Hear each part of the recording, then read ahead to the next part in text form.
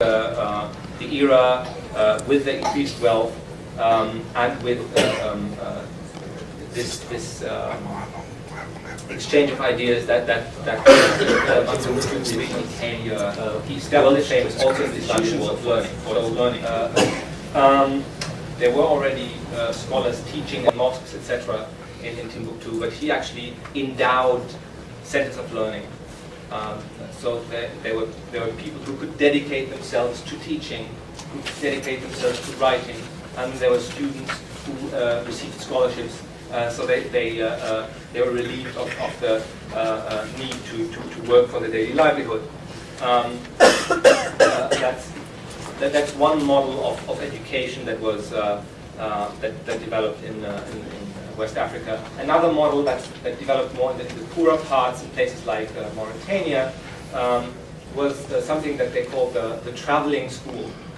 These were individual scholars who were nomads, basically. They had their own livestock, they had camels, they had maybe cattle or sheep, and they were traveling around with their livestock to watering place, to seasonally back and forth, and students traveled with them.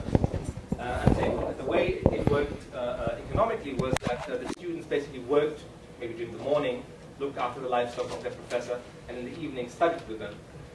So depending on how wealthy these regions were, different Muslim institutions of learning were established to cater to these possibilities.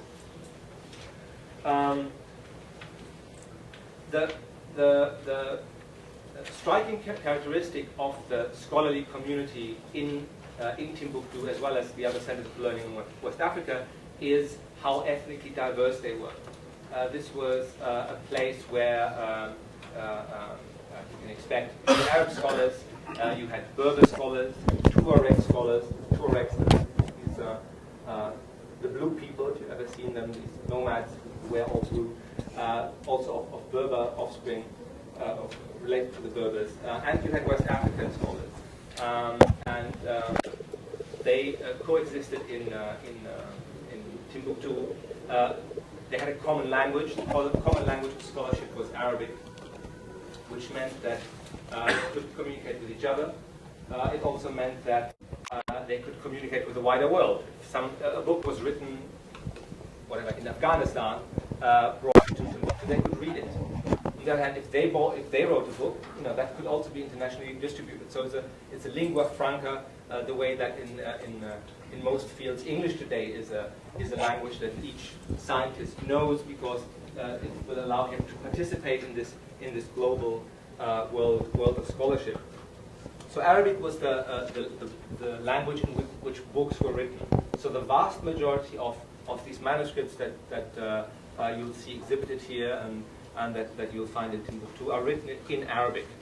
So the intellectual heritage of Timbuktu, the medieval intellectual heritage of Timbuktu, is a heritage written in Arabic. But we also know that most of these scholars were multilingual, and really, I'm not just saying bilingual. These people knew Berber dialects, they knew Hausa, they knew Fulani, they knew local dialects, and they knew, in addition to Arabic. And we know lots of them were distinguished poets in various languages at the same time. So we have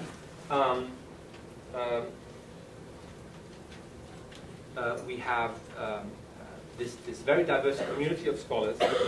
We have institutions that can support scholarship and that can support teaching and learning. And we have a high social standing of these scholars.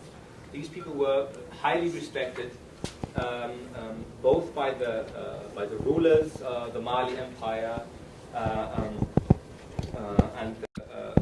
the various African empires that came afterwards, as well as by the population.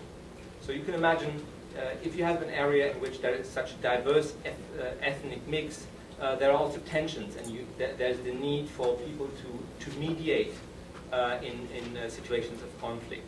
And that's another role that these scholars played both in Timbuktu and in the surrounding areas. We have numerous cases of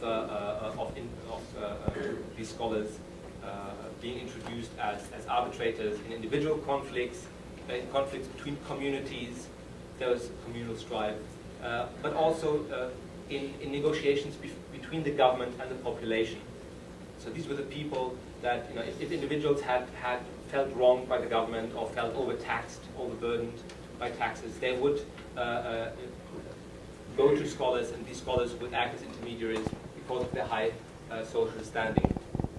So while Timbuktu was never really the center of government, Timbuktu was both a trading area, a trading city, and a city of learning and of knowledge. But because of the high prestige of knowledge, Timbuktu was always a famed place, and a place to which both rulers came to seek advice for their actions, but also the population went. What I would like to leave you with is, if you go out and you see these nice images of manuscripts, when we see manuscripts, this is a nice picture of a mosque in Timbuktu. The reason why I put this picture in this picture and the next picture is it gives you a good idea of the localness of the Islamic tradition that developed in West Africa. So this is not this is not the kind of mosque you see anywhere else in the world. This is a very local way of building a mosque. These mud brick buildings. Did you pronounce that? Sankore? Sankore. Yeah. That's the Sankore mosque. So these are this is a very specific way.